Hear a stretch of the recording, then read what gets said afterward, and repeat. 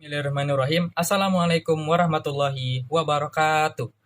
Perkenalkan, nama saya Muhammad Fatin Rashid dengan NIM 211401057 dari kelompok 2. Oke, di video kali ini saya akan membahas tentang materi kelompok 2, yaitu tentang nilai moral, etika, dan norma, dan tentang panitia apa saja yang ikut serta dalam perumusan dan pengesahan Pancasila. Oke, tanpa memperlama waktu lagi, langsung saja ke videonya. Oke, kita masuk ke topik yang pertama, yaitu BPUPKI. BPUPKI ini sendiri didirikan oleh Jepang pada tanggal 29 April 1945. Dan BPUPKI ini didirikan karena pada waktu itu Kaisar Hirohito berulang tahun. Jadi Jepang memberi hadiah pada Indonesia berupa pembentukan BPUPKI ini. Dan sebagai bentuk merealisasikan kemerdekaan Indonesia tanpa syarat. BPUPKI ini diketuai oleh orang asal Indonesia, Dr. KRT Rajiman Weddiodiningrat, dan wakil satu asal Jepang, jadi perwakilan dari Jepang itu, yang bernama Ichibange Seoshio, dan wakil dua perwakilan dari Indonesia, yaitu Raden Panji Sueroso.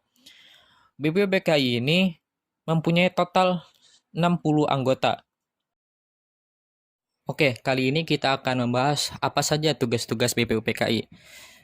Tugas-tugas BPUPKI sendiri yaitu membahas tentang apa saja yang dibutuhkan Indonesia untuk menjadi sebuah negara, yaitu tentang politik, ekonomi, dan tata pemerintah. Dan BPUPKI ini memiliki tugas lain, yaitu mengusulkan rumusan Pancasila, yaitu dasar negara.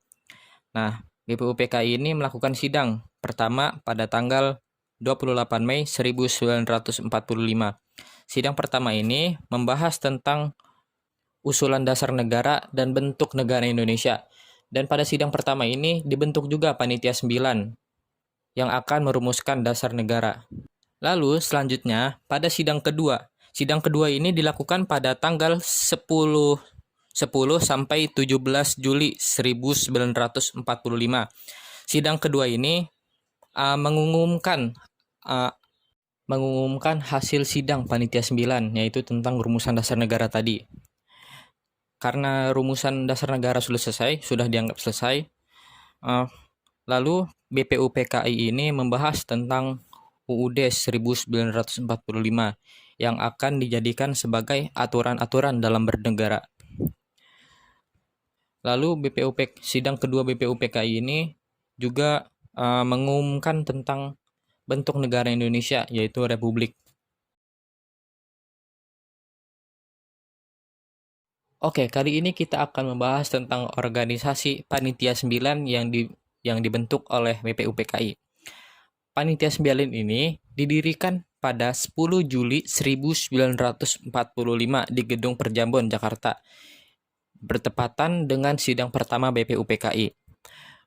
Panitia 9 ini diketuai oleh Insinyur Soekarno dan wakilnya Muhammad Hatta dan mempunyai 7 orang anggota, yaitu Mr. Alexander Andres Maramis, Abi Kusnoto Cokro Sujoso, Abdul Kahar Muzakir, Haji Agus Salim, Ahmad Subarjo, Kiai Haji Abdul Wahid Hashim, dan yang terakhir Muhammad Yamin.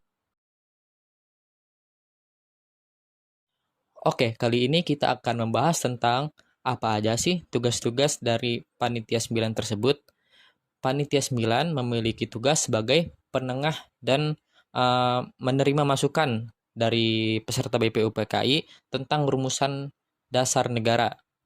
Nah, pada akhirnya, pada tanggal 22 Juni 1945, udah fix nih rumusan dasar Pancasilanya. Nah, isi dari rumusan Pancasila tersebut tertuang dalam Piagam Jakarta yang berbunyi 1. Ketuhanan dengan kewajiban menjalankan syariat Islam bagi pemeluknya. 2. Kemanusiaan yang adil dan beradab. 3. Persatuan Indonesia. 4. Kerakyatan yang dipimpin oleh hikmat kebijaksanaan dalam permusyawaratan perwakilan. Dan yang terakhir, keadilan sosial bagi seluruh rakyat Indonesia. Oke, kita masuk ke materi selanjutnya, yaitu tentang PPKI dan pengesahan Pancasila. Nah, PPKI ini didirikan pada tanggal 7 Agustus 1945 yang diketuai oleh Insinyur Soekarno dan wakilnya Muhammad Hatta. PPKI ini beranggotakan total 27 orang. Nah, pada akhirnya setelah melewati beberapa proses yang panjang tentang rumusan dasar negara, PPKI ini pada tanggal 18 Agustus 1945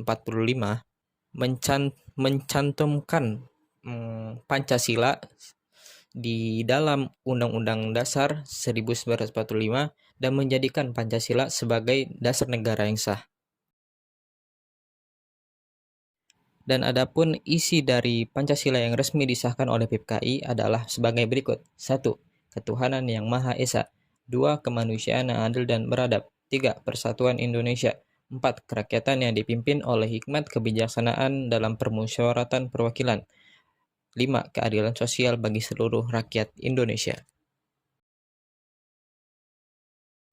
Oke, kita masuk ke pembahasan yang selanjutnya, yaitu tentang nilai moral, etika, dan norma. Kita akan membahas tentang nilai terlebih dahulu. Nilai ini secara harfiah memiliki arti kualitas yang dimiliki oleh objek yang dinilai tersebut. Jadi, jika kata nilai ini disandingkan dengan objek manusia, berarti berapa kualitas yang dimiliki oleh manusia tersebut. Kualitas pada manusia dapat dilihat dari bagaimana manusia itu berperilaku di hadapan masyarakat. Seperti contohnya, jika orang itu berperilaku baik di hadapan masyarakat, maka orang itu akan dinilai baik juga oleh masyarakat. Namun sebaliknya, jika orang itu berperilaku buruk di hadapan masyarakat, maka orang itu akan dinilai buruk juga oleh masyarakat. Oke, kita masuk ke pembahasan yang selanjutnya, yaitu tentang moral. Moral memiliki arti ajaran baik atau buruk yang menyangkut tentang perilaku manusia. Sebagai contoh, jika ada orang yang berperilaku sesuai dengan norma-norma yang berjalan pada masyarakat, maka orang itu akan dikatakan sebagai orang yang bermoral. Namun sebaliknya, jika orang itu berperilaku berseberangan dengan norma-norma yang berjalan pada masyarakat, maka orang itu akan disebut tidak bermoral. Oke, selanjutnya kita akan membahas tentang etika.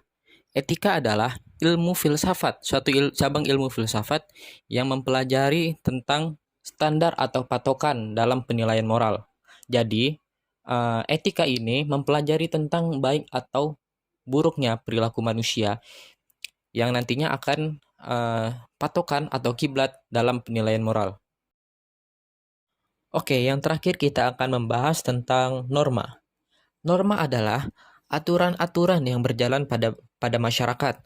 Dan norma ini sekaligus merupakan pedoman hidup dalam bermasyarakat. Sebagai contohnya, norma kita ketika di jalanan atau biasa kita sebut dengan peraturan lalu lintas. Nah, ketika tidak ada peraturan lalu lintas ini, tentu di jalanan akan banyak terjadinya kecelakaan. Nah, dengan adanya peraturan lalu lintas ini, maka jalanan akan menjadi tertib dan damai. Oke guys, mungkin itu saja video materi dari saya tentang panitia apa saja yang merumuskan dasar negara dan tentang nilai moral, etika, dan norma. Mudah-mudahan teman semua dapat mengerti. Kurang lebihnya mohon maaf. Assalamualaikum warahmatullahi wabarakatuh.